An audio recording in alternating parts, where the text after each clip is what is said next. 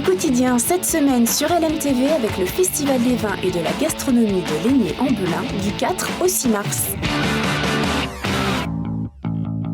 Bonsoir à tous, ravi de vous accompagner dans Au quotidien de la suite en ce jeudi soir avec Aurélie Dupont sur le plateau ce soir. Bonsoir Aurélie. Bonsoir. Juriste à l'UFC Que Choisir de la Sarthe. On va dresser un bilan ce soir de l'activité juridique de l'UFC Que Choisir de la Sarthe en 2021. À l'occasion de rappeler, Aurélie, le rôle et les nombreux combats de cette association qui, rappelons-le aussi, défend les intérêts des consommateurs depuis 45 ans. C'est ça, puisque l'association locale a été créée en 1977, donc effectivement 45 ans cette année, avec différentes missions. Évidemment, l'idée c'est de défendre les intérêts des consommateurs. Les missions, donc on représente les consommateurs dans diverses commissions, dans le domaine de la santé, de l'environnement, des transports et bien d'autres. Ensuite, on a aussi également une mission d'enquête, c'est-à-dire qu'on a des bénévoles qui vont sur le terrain et qui enquêtent, alors notamment les enquêtes prix ou vérifier si, la qualité par exemple des conseils donnés par les professionnels, voilà, donc toutes sortes d'enquêtes. Il y a l'application aussi oui, que vous développez pour comparer les prix et les produits, la qualité des produits. Exactement. Donc tout ça fait partie de nos différentes missions. On a aussi une mission ça en fait partie de la communication. On est aux côtés des consommateurs dans différentes conférences, par exemple. On a un site internet. On édite des différentes publications. Voilà. Donc l'idée à chaque fois, c'est de défendre le consommateur. Et on le dit souvent sur le plateau, c'est que le consommateur soit consommateur. Exactement. Un consommateur et un consommateur responsable, exactement. Et éclairé, voilà, ça c'est important. On va parler d'activité juridique. Justement, qu'est-ce que peut apporter l'UFC Que Choisir de la Sarthe dans ce domaine aux consommateurs ? Voilà, alors effectivement, on a dit depuis le début qu'on défendait le consommateur, mais on tient également à l'informer et à le conseiller.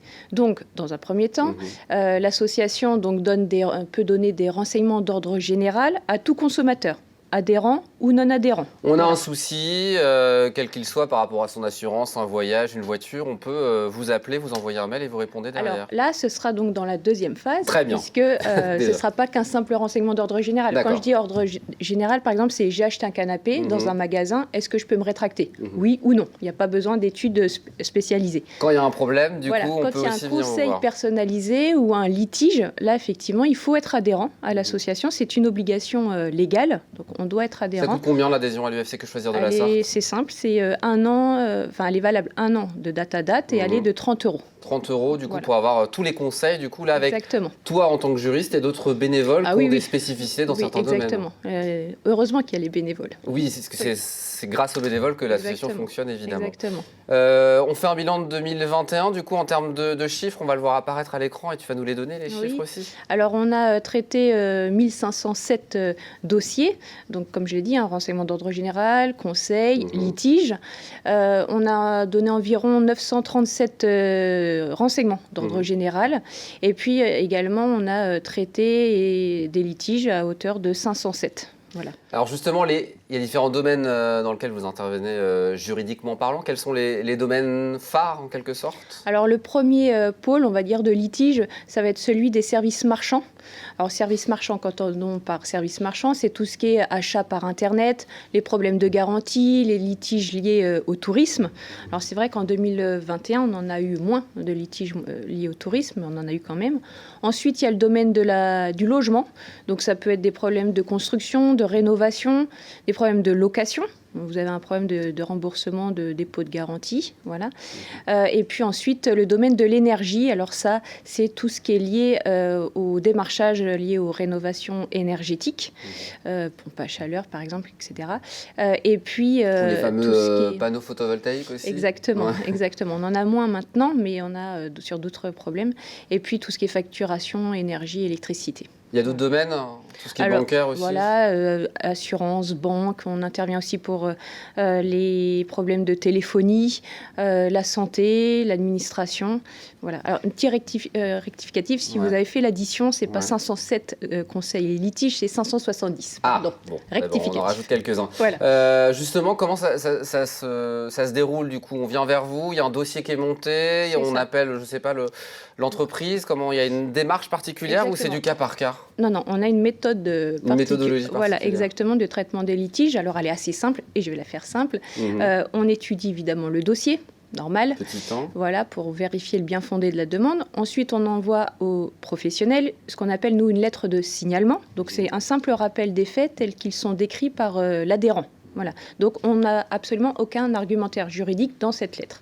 Ensuite, on attend de voir ce que va la position. L'idée, c'est un peu de régler les choses, comme on dit, à l'amiable, en quelque sorte. Exactement. C'est vraiment cette idée-là, parce qu'on voudrait laisser, entre guillemets, une chance aux professionnels de nous expliquer le problème, et puis que ça s'arrange entre eux. Si ça ne fonctionne pas, on a la fameuse lettre argumentée. Donc là, avec nos connaissances et notre expérience, on fonde nos courriers, évidemment, juridiquement.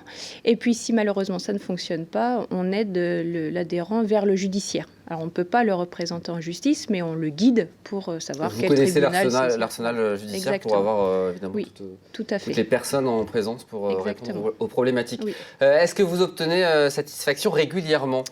Alors, évidemment, on n'est pas à 100%, on aimerait être à 100%, mais par exemple, quand j'ai fait le bilan le mois dernier, donc pour les litiges de 2021... Sur la Sarthe, hein. Voilà, sur la Sarthe, qui sont clos, on est à 3/4 des dossiers gagnés, alors soit à l'amiable, soit après un compromis. Voilà, donc 3/4, c'est déjà... La plupart, c'est à l'amiable qu'on va les régler ou pas, quand même? Oui, tout à fait. Alors après, prise de conscience de l'entreprise suite à cette première lettre, justement. Exactement. Première lettre ou la seconde lettre argumentée. Voilà. Il y a des litiges actuels que vous traitez qui sont bien particuliers, qui reviennent régulièrement, qui sont dans l'actualité. Et c'est vrai qu'on en profite pour les alerter, les téléspectateurs, parce qu'on a encore trop de litiges liés au démarchage à domicile.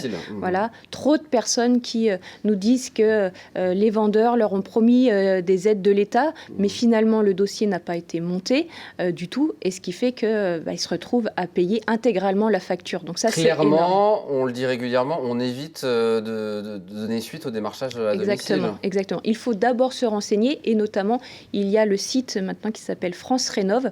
Voilà, c'est un site neutre de l'État, donc il n'y a pas de souci. Quand il y a un démarchage à domicile, est-ce qu'on est engagé ou est-ce qu'on peut se rétracter?